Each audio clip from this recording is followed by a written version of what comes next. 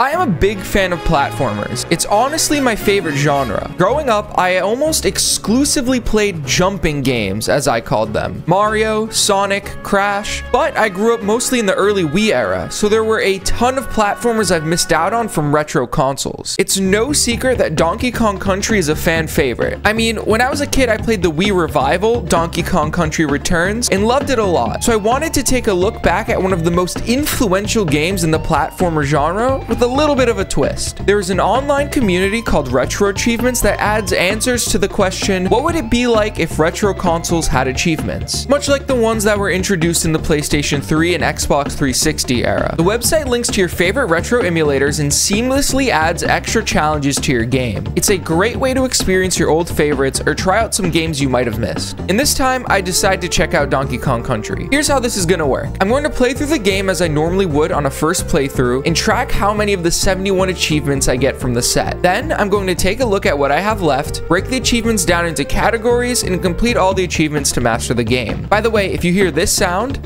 check the corner of your screen. It will tell you the name of the achievement I just got. After starting my one-player game and going into the first level of the game, Jungle Hijinks, I checked in on my banana hoard to find that it was completely empty. So I set out on my adventure to get my bananas back, with help of my trusty sidekick, Diddy Kong. There are two distinct playstyles in this game depending on which Kong you're using. Donkey Kong is the more buff of the two. Down the line, he's gonna be the only Kong that can defeat certain enemies, but he's much slower. I prefer to mostly play as Diddy because he is much faster and it's easier to make jumps because of that. In my opinion, Diddy is overall the better pick. So anyway, I progressed through the first level riding Rambi the Rhino and collected all of the Kong letters, which gave me my first achievement of this set called You Can Spell. This unlocks the first time you collect all of the Kong letters in a level. I got it literally a minute into my playthrough. Moving on to the second level, Ropey Rampage, I managed to collect another achievement pretty quickly. This one unlocked because I managed to collect 100 bananas total throughout the playthrough so far. This level was already a slight step up in difficulty. You need to be really careful while swinging from rope to rope in order to not hit these zingers, which I failed to do, but I did get through the level on my first try, collecting all of the Kong letters. Reptile Rumble is the first of a few cave levels in the game. Usually these stages are pretty tough, but this one was pretty easy. I breezed through it with no issue, once again getting all of the Kong letters. Keeping up with the theme of introducing new level types, next I went into Coral Capers, which is the first water level. In this one, we're introduced to Ongard the Swordfish, who gives us a huge boost of speed underwater as well as an extra hit. This comes in super handy for these levels. I managed to get hit multiple times, but survived because I was able to hop right back on Ongard. I also was able to get all the Kong letters in this level too. I moved on to the final stage of World 1, Barrel Cannon Canyon, which is infamous for its shortcuts. I took the first shortcut in the level, which got me the K, but managed to miss the second one because I'm not very good at the game. After that, I got past all of the obstacles and got the rest of the Kong letters, which gave me the achievement for getting every single Kong letter in Congo Jungle. Don't worry, these Kong achievements get harder and I have to go back into every other world for them, so this set isn't a walk in the park. I hopped into Candy's save point, who by the way is horrifying, and saved, which told me I was already 9% done with the game. The last thing I had to do in World 1 for now was fight the boss. Very naughty.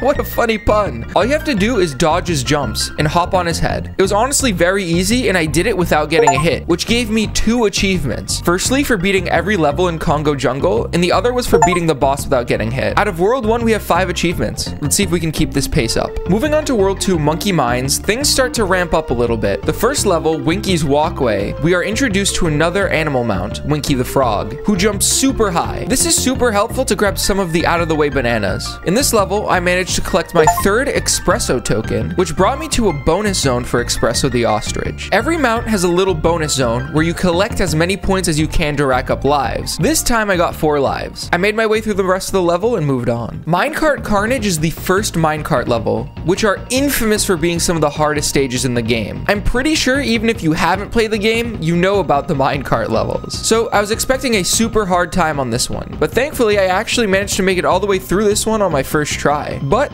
this was the first level where I missed a Kong letter, so the World 2 Kong achievement is out of the picture for now. Bouncy Bonanza is another cave level. This time though, it's a bit tougher. The placements of some enemies can throw you off guard pretty quickly. Thankfully, Winky is also in this level, and you can use him to bounce on zingers, which makes this level 100 times easier. Stop and Go Station is another level with an infamous mechanic, the stop barrels, which when hit will cause the enemies to, I think, fall asleep.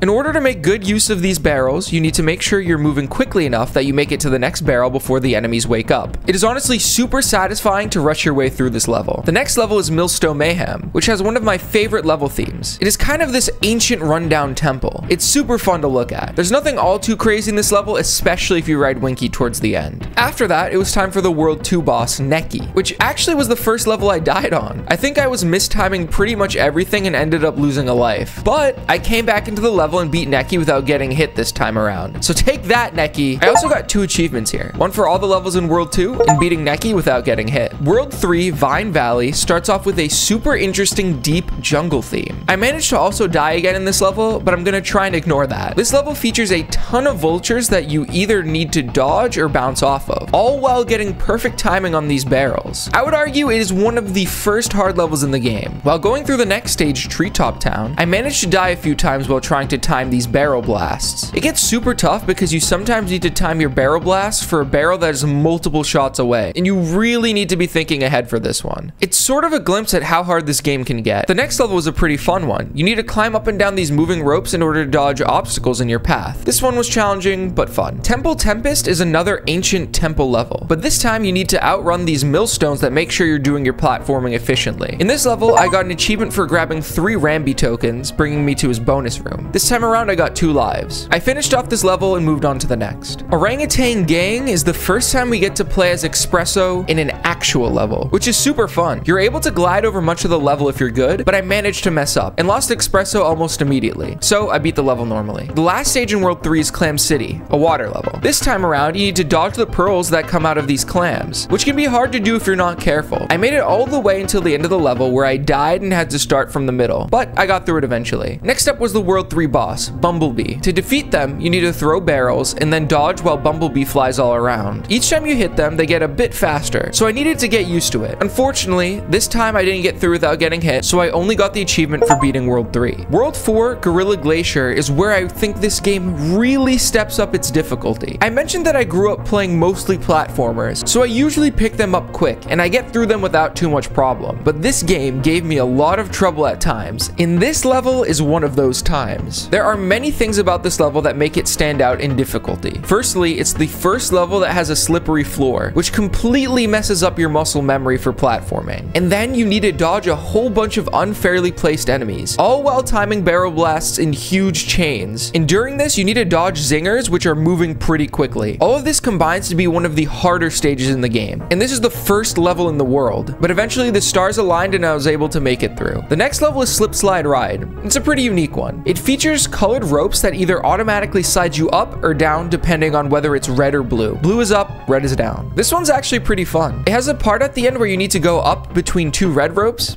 It's cool. Ice Age Alley is a lot like the first level in this world, a slippery platforming challenge. But this time you don't need to deal with a lot of barrel blasts, just tough enemy placements. It didn't take me as long as the first level, but it still gave me a pretty big challenge. The next stage was Croctopus Chase, another water level. This time you need to race these octopus things, making sure you outpace them to the next safe zone. It's not too bad, especially when you have On Guard. Torchlight Trouble introduces Squawks, who holds a flashlight that lights up the dark mine you need to get through. This stage is also one of the few stages where Donkey Kong is preferred, since Diddy can't bounce on these big enemies' heads, but DK can. Also, it has these oil drums that are placed in super hard spots, making timing your jumps way harder. Rope Bridge Rampage is a straightforward level. Its gimmicks are these moving tire platforms. During this stage, I managed to get a 3rd On Guard token, which marks the first time we got to his bonus room, so I got an achievement for that. Lastly, in this world, I needed to fight Really Naughty, which is pretty much the same fight from World 1, just a bit harder. I beat him without getting hit, so I got the achievement for beating the world and beating Really Naughty damageless. Moving on to the next world, Kremkrock Industries Incorporated, I actually got stuck on Oil Drum Alley pretty badly. I managed to game over, but once I made it back into the world after having to fight Very Naughty again, I made it through. Trick Track Trek gave me no problems at all, and it was the same with Elevator Antics. After saving with Candy, we're at 42% completion in the game, which is pretty good for about an hour and 40 minutes of playing. Next up was Poison Pond, which doesn't really have a new gimmick. You just really need to be precise. Minecart Madness was another minecart stage stage, which I'm always a fan of. This one keeps you on your toes, but it isn't too bad. Blackout Basement is a notable level because the game flickers on and off the lights, which makes platforming a lot harder. But if you take your time and really memorize what is coming up next, it's not too bad. The boss in this world is Dumb Drum, which is interesting because all the other bosses are animals. This one is an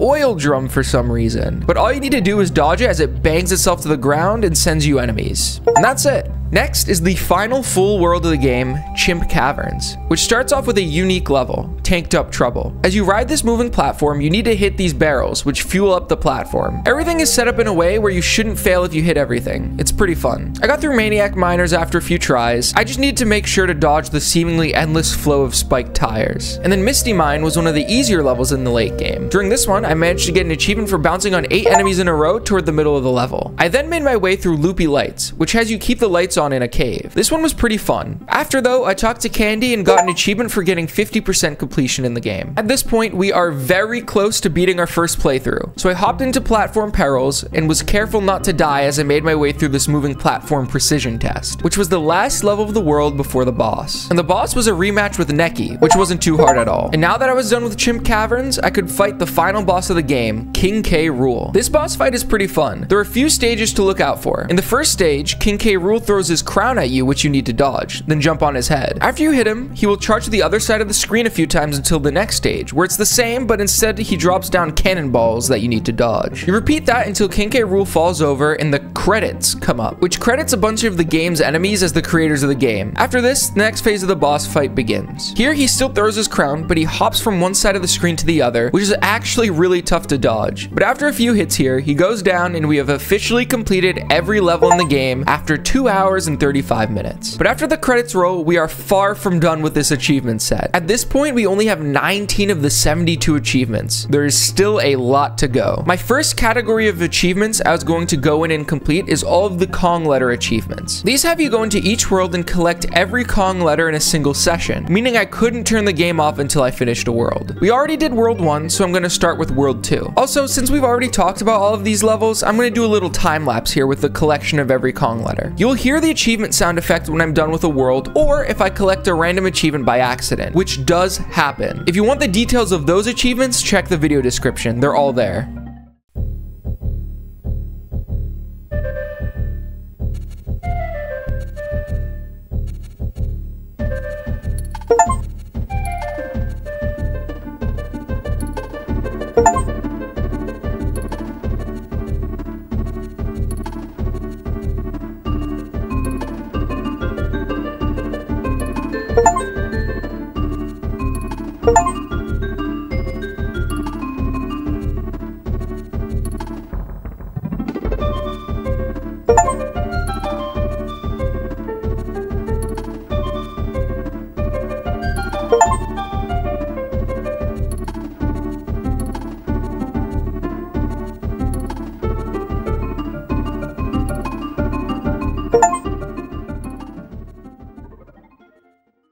With all of that done, it was time for me to split all of the rest of the achievements world by world and go through the game for a third time completing everything left. Basically, there are 2 general categories of achievements I'm looking at here. Finding all the bonus rooms in each world, which will also get us closer to the 100% and 101% achievements in this set, as well as general challenge achievements. These range from finding shortcut barrels to beating levels with special restriction rules. Starting off back in World 1, I went back into DK's banana hoard to see if that was all filled up again, which got me an achievement. Next, I need to go back into the first level again in order to collect the red and green 1-up balloons. One of them was back in DK's house. For the next 3, you need to chain together some decently tight platforming across the trees. And then I needed to find the blue balloon at the end of the level, which was insanely hard to get. You need to take Rambi to the end of the stage, go up to the top of the exit, jump off Rambi onto a tire, and hop into a barrel. This gives you the blue balloon. I sincerely do not know how anyone was supposed to find this one on their own. After I was done with that, I went through Barrel Canyon and used all 4 shortcut barrels, which had this pretty hard barrel. I then needed to beat the level again without using any of the shortcuts. At this point, I went back through all of the levels which I hadn't gotten an exclamation point in the name for, and found all of the last secret rooms in Congo Jungle, which got me an achievement. Moving back into World 2, I went through and tried to find all the bonus rooms. I actually managed to get an achievement for collecting 2 bonuses at the secret zone, and then I found my last bonus room of the world. My next achievement was an an interesting challenge one. I needed to try and get through Bouncy Bonanza without hurting any enemies or hitting the checkpoint. I managed to accidentally bounce on an enemy towards the end, so it took me a couple of tries. I then bounced on this Crusher enough times to get 10 1-ups, which looks super weird. Moving into World 3, I had to do one of the hardest movement achievements in this entire set. At the end of Forest Frenzy, a bunch of Neckies try and fly towards you while you're riding this rope. In this achievement, I needed to bounce on 12 of them in a row, which took a lot of great timing. I messed up on this one quite a few times, but eventually I found the right way to go about it. It's pretty satisfying to watch. In Temple Tempest, I needed to complete the stage while riding Espresso, which was easier said than done. For some reason after that, I decided to go back into World 2 and find the 3 warp barrels in the world. The first one was in Minecart Carnage right at the start, then right at the beginning of Stop and Go Station, and the final one was accessible by bringing this tire towards the beginning. I went back into Vine Valley to find all of the bonus rooms, which I also got around the same time as going into all 5 bonus rooms in Orangutan Gang in a single attempt. I found all the warp barrels in Vine Valley, which was pretty tough, and since I didn't get it done my first time around in Vine Valley, I decided to also beat the boss without getting hit. I got all the bonus rooms in Gorilla Glacier, and then I essentially needed to speedrun Snow Barrel Blast to get the blue balloon at the end. This one has super tight timing, so you need to go fast. In Croctopus Chase, I found the On Guard token, and after that, I beat Torchlight Trouble without the torch. I got the warp barrel in Gorilla Glacier, which was hidden at the start of Ice Age Alley. Then, in Oil Drum Alley, I completed a bonus room in a bonus room, which took me a while to do because I suck pretty hard at this game. After that, I also beat the level while riding Rambi. And speaking of Rambi, I found his token in Poison Pond for another achievement. Keeping with the theme of in-game mounts, I also needed to beat the level bringing On Guard from the start to the end. I found the last couple bonus rooms in the world and beat the Oil Drum boss without being hit. Moving on to the final world, Creme Croc Industries, I found the warp barrel and finally finished up going into all the bonus rooms. After doing that, I unlocked 3 achievements. One for finding all the bonus rooms in Creme Croc, one for 100% completion of the game, and one for 101% completion of the game. And even though I had 101% completion in the game, I still had a handful of achievements to collect. The first of which was beating Maniac Miners while riding Rambi, then beating Platform Perils in under a minute and 50 seconds, and finishing Millstone Mayhem while riding Winky. Then I needed to access the sound test to listen to Aquatic Ambience for a minute, and also the special practice area for the animal challenges. While I was here, I got all of the achievements for getting various scores in the challenges. 750 tokens for Rambi, 750 for On Guard, 800 for Espresso, and finally 850 for Winky. After this, I realized that I somehow hadn't actually gone into the Winky bonus room during regular gameplay, so I got the achievement for that. Once that was done, I had all but 2 achievements in the entire set. I was saving these for a special occasion. You see, I stream pretty regularly on Twitch, so I kept 2 of the hardest achievements in this set to tackle for myself live at twitch.tv/Pajamajohn. The 2 achievements in question were beating the game in under 1 hour and 10 minutes and defeating King K. Rool without being hit. For practice, I made sure to know where all the warp barrels were and then went for runs. All right, so essentially I have 2 achievements left in the video I'm gonna make for Donkey Kong Country. In one of them, I have to beat the game in under 1 hour and 10 minutes, which I think is gonna be really hard, so I'm doing it live, so it's like less of a torture, you know? Let's get started. You know, let's start a run right now. I don't know any speedrunning strats. I know where some of the warps are, and that's about it. Basically, this is a hold right simulator, and I don't know how to like actually go fast. Like I watched a speedrun of it, and those guys know what's up. I, on the other hand, don't. So I'm just gonna hold right and pray for the best. All right, I just gotta be really careful here. See, look, I know the skips. See, you guys thought I died there, but it's really that I'm insane. Oh, this level, guys, check this out. Isn't this awesome? You can skip most of the levels.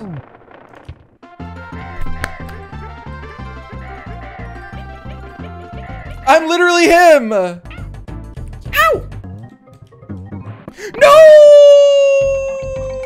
I hate accidentally going to secret zones that waste my time.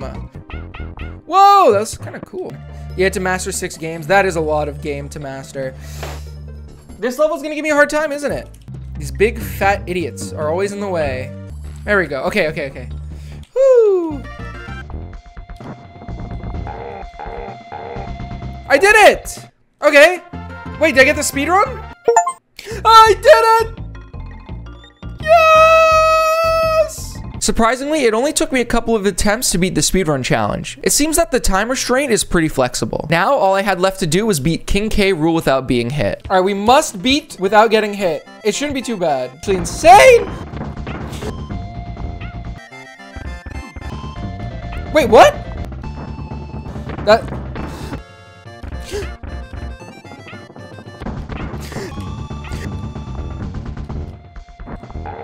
I did it! That's it! Yes! We did it! 1,000... What number is this? With that, I've mastered the Retro Achievement set for Donkey Kong Country. It was super fun to try out a game I wasn't too familiar with and learn all of its inner workings. I had a really great experience with this game, and I'm super excited to eventually check out the other 2 SNES DKC games. If you enjoyed this video, feel free to drop a like and subscription, and especially go over and check out my Twitch. I'm thinking I'm gonna stream some more achievement sets there if you're interested. Thanks for watching.